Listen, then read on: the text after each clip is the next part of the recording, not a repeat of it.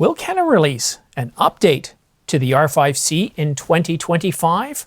Or is Canon going to try something a little bit different and go right after the Sony FX3, the FX30, or even the FX6, completely changing their cinema strategy at the low end? I'll answer these questions in this video, but first, I have a simple and humble request. Please subscribe to this channel.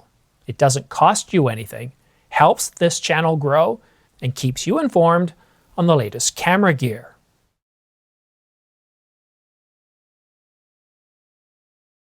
Canon Rumors said, "We've been told by a source with a very good track record that Canon has mentioned that they're working on an EOS R5C Mark II, and that the original EOS R5C has exceeded their sales expectations."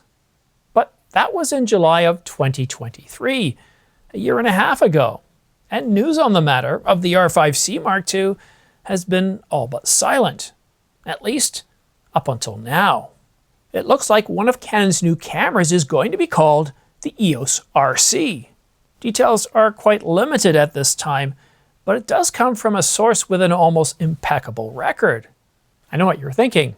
What on earth is this new Canon EOS RC camera? Is it a successor to the R5C? Is it going to replace it? Do you remember the EOS R and the EOS RP? A lot of people got excited by those cameras, waiting eagerly for a refresh, but none came. Instead, Canon came out with the R6, the R8, and other cameras that kind of took different capabilities. Could Canon be getting ready to do that once again? To deliver the EOS RC as a cinema camera, as a full-frame camera, or what about an APS-C camera? Unfortunately, Canon Rumors wasn't able to provide any details. We think that the RC tells us that it's a video-focused hybrid camera. But that part is pure speculation. They think, they're not sure, it's not coming from a source, but this next sentence really kind of tells you exactly where Canon's going after. And they've got their sights on Sony. We've been told that a Sony FX competitor is coming to Canon, but we don't know if it's full frame or APS-C. The Canon EOS R5 and the R5C really aren't that far away from each other in terms of capabilities. More or less what you're doing with the R5C is you're getting a cinema camera in the body along with the photo side with some, well, how should we say, trade-offs. One of them being IBIS and, well, there's a few others. But if we take a look at the competition, the A7S III, for example, it sells for a little bit less than the Mark I, at least when it was announced, for a price of $34.98. The Canon EOS R5, well, it sold for $38.99. But then just a year later, Sony released the FX3 for $38.98, a cinema version of the A7S III, while Canon released the R5C, a cinema version of the R5 for, well, a little bit more than all of these. So when it comes to a price point of $3,500 to $4,000, well, we can see that there's an awful lot of cameras. This space is rather crowded. And if the EOS RC is supposed to be a full-frame camera, it's really kind of hard to figure out how it would fit in or take away from the existing cameras on the marketplace if it was going to compete against a Sony camera. Confused? Well, in November, Canon Rumors said that they've been told that Canon will be shaking up its APS-C line significantly later in 2025. Okay, so right there we get a sense that that A7S III, FX3, R5 and R5C, that segment of the marketplace is a little bit overcrowded, unless of course, and this is a big if here, unless of course the EOS RC is the new replacement for the EOS R5 successor, which we've thought to be the R5C Mark II. Okay, so let's put all our options on the table.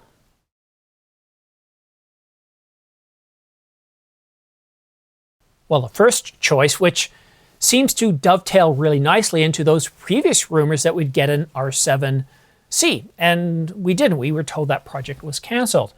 But imagine for a moment if Canon releases this new EOS RC camera at around $14.99. a price point just a little bit less than the Sony FX30, which is an APS-C version of the FX3, which is a cinema version of the A7S III. And yes, Sony does like to reuse that A7S III technology in a whole bunch of cameras. I think we're up to about 9 cameras now that are using the same chipset, image sensor, and processor as the A7S III, thinking of, well, it's had a lot of children. But anyhow, there is another full frame option. If we take a look at the Canon EOS R6, now that camera sells for, well, $19.99, but its regular price since the R6 came out was $24.99. The R6 Mark II, $24.99, at least up until about 4 months ago when Canon discounted the price of that camera by $500. And the reason why? Well, there's anticipation of the R6 Mark III coming out sometime in the next couple of months.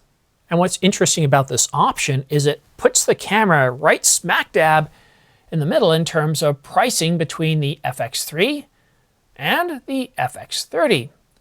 But there's another option, and this is that potentially Canon might decide to rethink the EOS R5C, well, at least the successor to the EOS R5C. And this one makes the least amount of sense to me. And here's why. Going back to this quote I read earlier, the original EOS R5C has exceeded Canon's sales expectations. So if the R5C has exceeded their sales expectations, it's doing well and people are very happy with it, it certainly makes sense that we could see an EOS R5C Mark II. So taking whatever Canon's got planned for the competition against Sony in terms of their FX line, it makes sense to come in at around the FX30, or perhaps between the FX30 and the FX3, right, using the R6 Mark III as the baseline for that.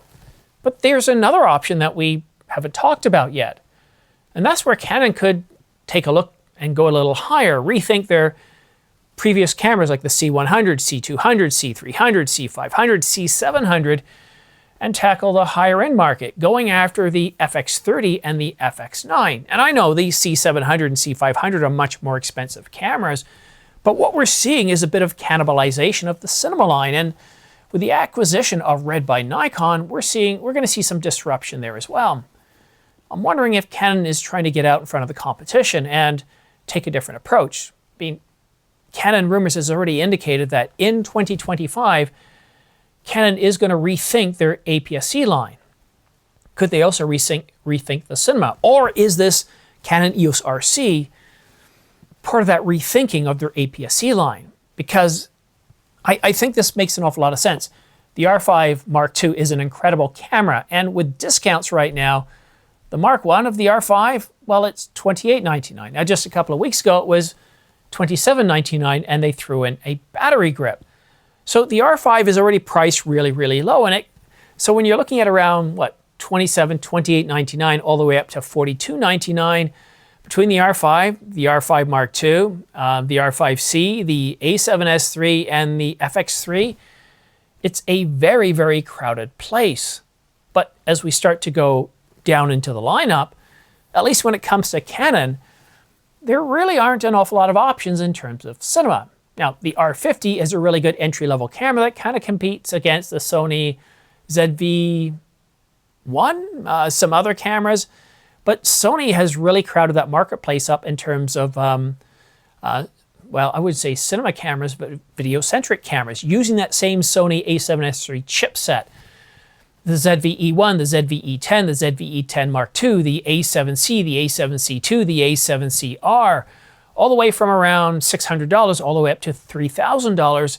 It's very crowded in Sony's lineup. And maybe what Canon is going to do here, I think the most credible option, the most probable option, is that they're going to take a look at the $1,500 price point, $1,500 to $2,500. And they're either going to take the chipset of a camera such as the R7 or the successor to the R7, which is what I would do, or they're going to look at the chipset for the R6 Mark III, the camera that hasn't been announced yet, but by all measures is due to be announced no sooner than March and probably before the end of the first half.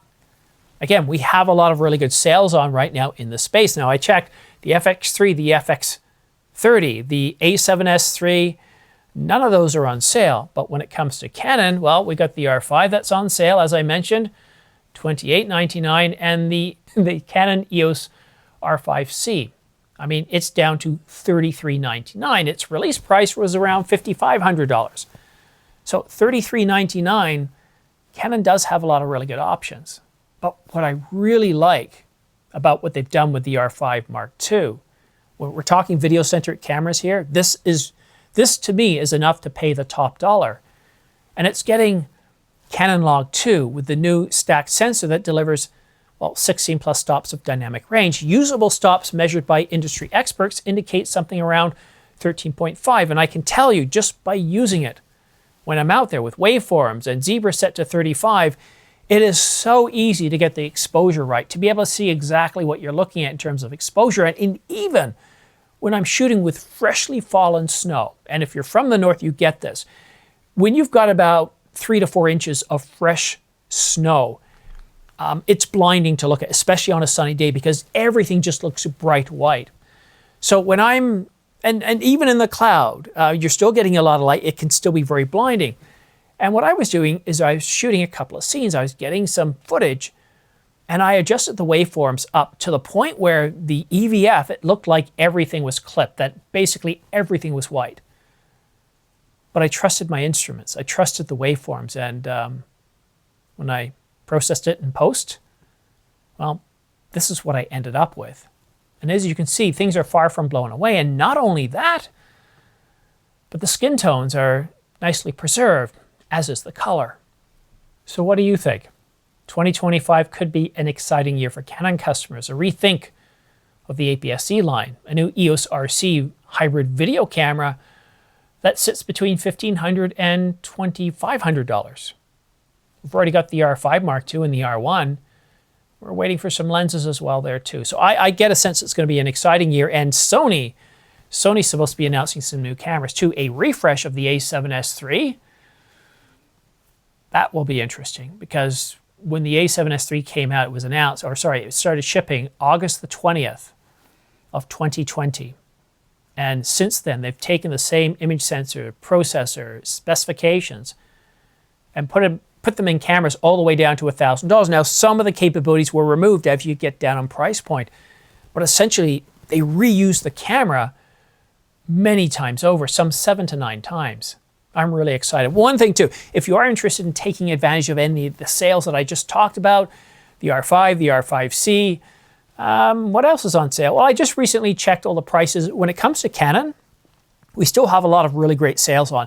Nikon has some good sales as well, but Sony's pulled all their sales. So if you are interested in purchasing any of the camera gear that I've talked about in this video, these are my affiliate links here, but if you go down to the description, you'll see something like 20 of them.